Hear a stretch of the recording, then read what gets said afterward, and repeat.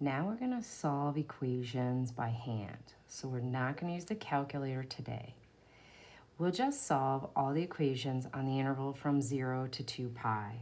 And we won't include 2 pi. So that's what the interval notation means. We'll include 0, but not 2 pi.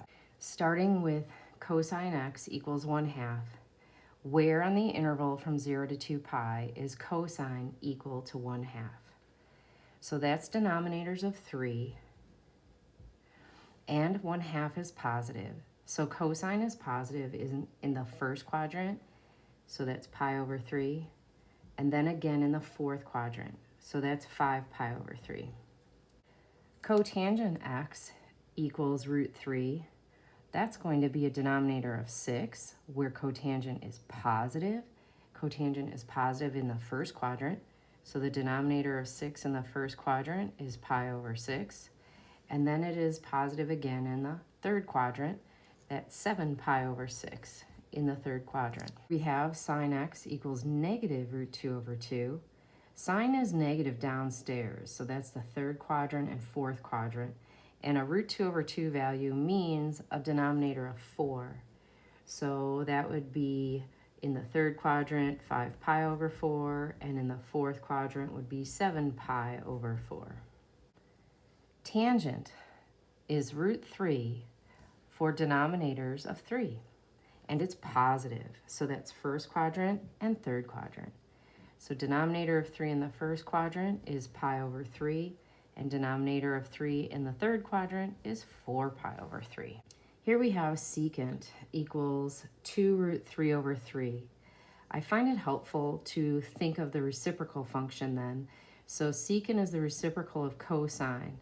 And if the value of secant is 2√3 over 3, that is when the cosine's value is √3 over 2. So then I focus on this one. It's positive, so that's first and fourth quadrant. And a value of √3 over 2 happens when there's a denominator of 6. So that'll be pi over 6, and that'll be 11 pi over 6. Number 6, when sine is equal to cosine. When I take the sine of pi over 4, I get √2 over 2. And when I take the cosine of pi over 4, I get √2 over 2. So in the first quadrant, the angle pi over 4 gets me the same value whether I take the sine of pi over 4 or the cosine of pi over 4. Sine and cosine are both negative in the third quadrant. So in the third quadrant, the angle with denominator of 4 is 5 pi over 4. And when you take the sine of 5 pi over 4, you get negative √2 over 2. And when you take the cosine of 5 pi over 4, you get negative √2 over 2. So that's another place. These two will be equal. Now we're going to solve trig equations that are a little more interesting. So we're going to have some factoring going on and some square rooting going on, solving going on. So with the first equation, I'm noticing sine is squared.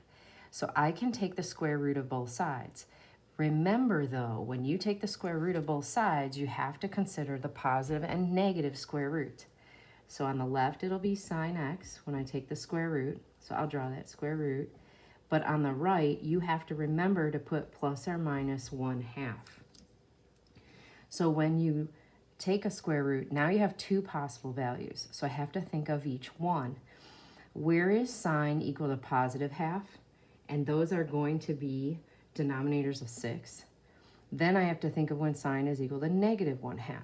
And those are still denominators of 6. So this is actually asking me for angles in every single quadrant because I'm looking at where sine is positive and negative. It's positive in the first and second quadrant. It's negative in the third and fourth quadrant. And the denominators are 6.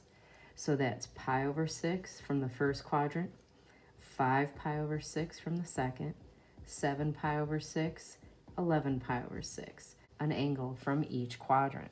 I want to get cosine by itself. First, I'm going to subtract √2 from both sides. Then I'm going to divide by 2. That would get cosine by itself. And now this is like one of the first problems we were doing.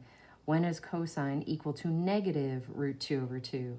Cosine is negative in the second and third quadrants. And this √2 over 2 means we're going to look at a denominator of 4. So in the second quadrant, that's 3 pi over 4. And in the third quadrant, that's 5 pi over 4. This equation is already factored for us, so we can do the zero factor property, which means I'm gonna split these up.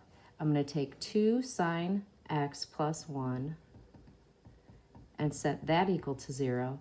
And then I'm gonna take cosine x minus 1 and set that equal to 0.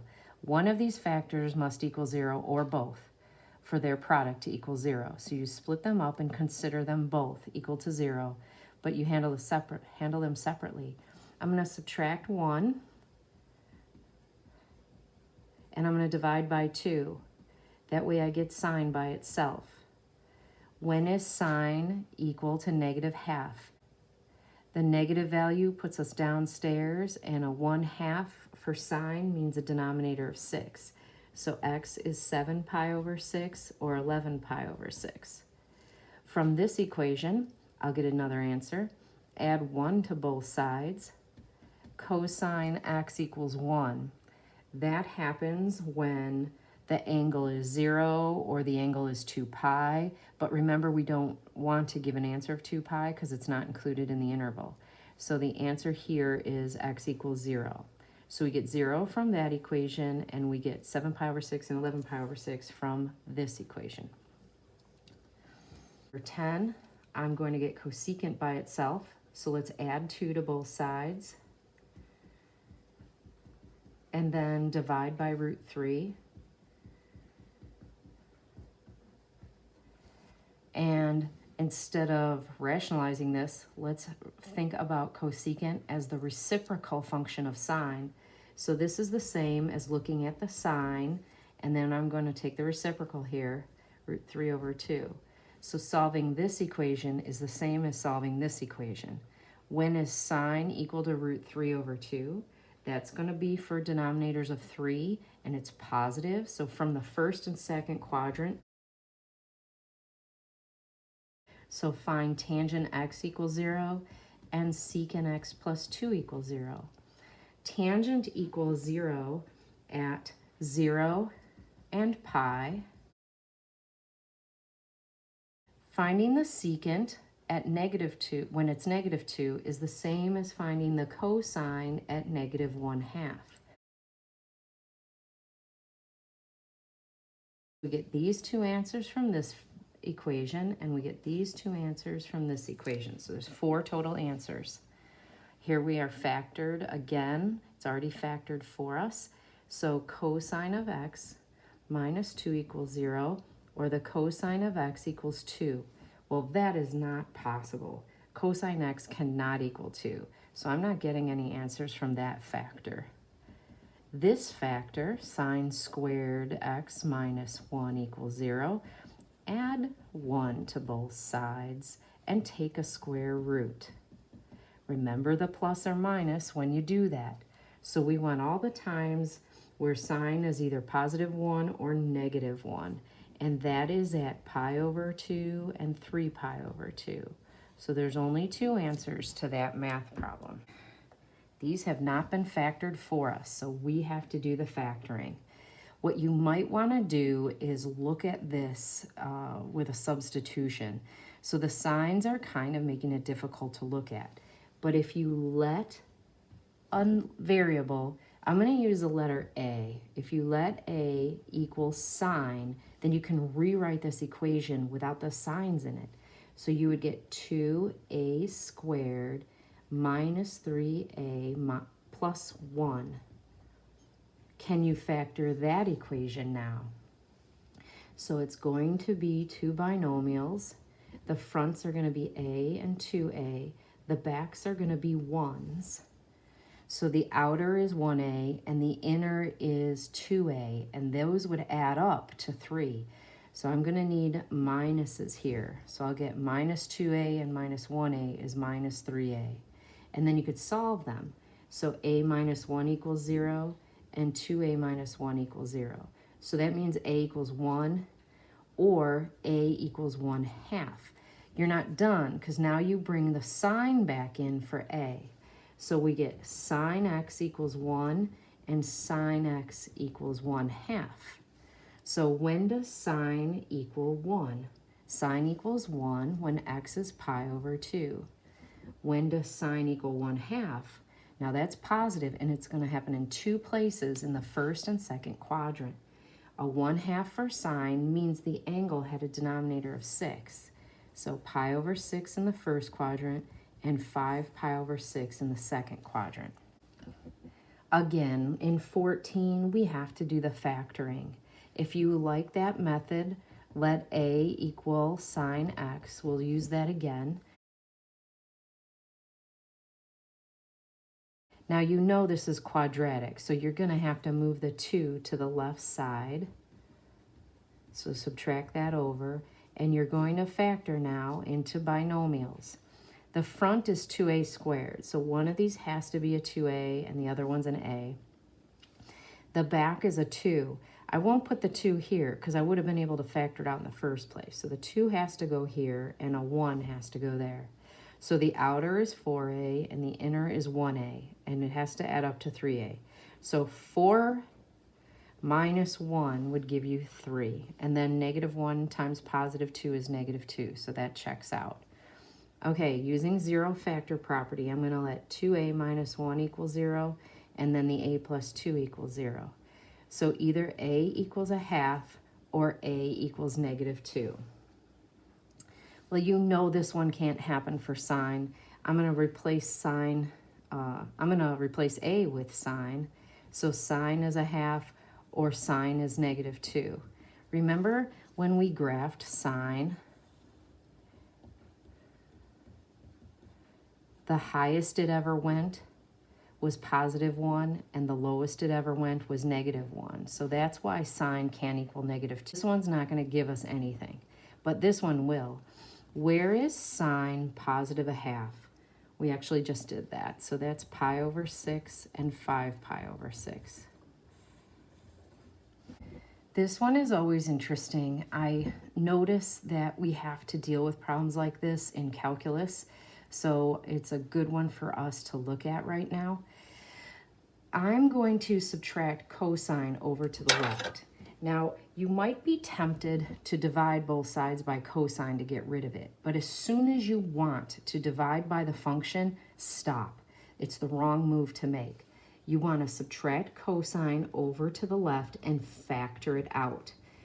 So whenever you feel like you want to divide both sides by a function, don't do it. Instead, move it to the other side and then factor it out. So I'm simply going to factor out cosine from both terms. When I factor out a cosine from 2 sine x cosine x, I'm just left with 2 sine x. Copy the minus. And when I factor cosine x out of cosine x, I'm left with 1.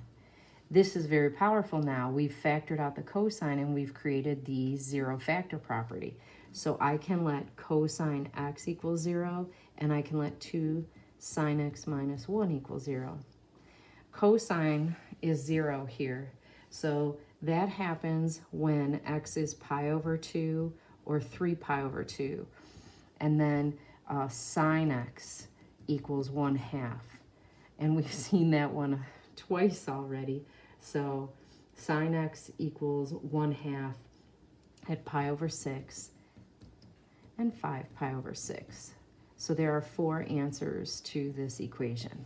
The first thing I'm noticing is that there is a factor of 4 in every term. So I can take out the 4, and that leaves me with cosine squared plus 2 cosine plus 1.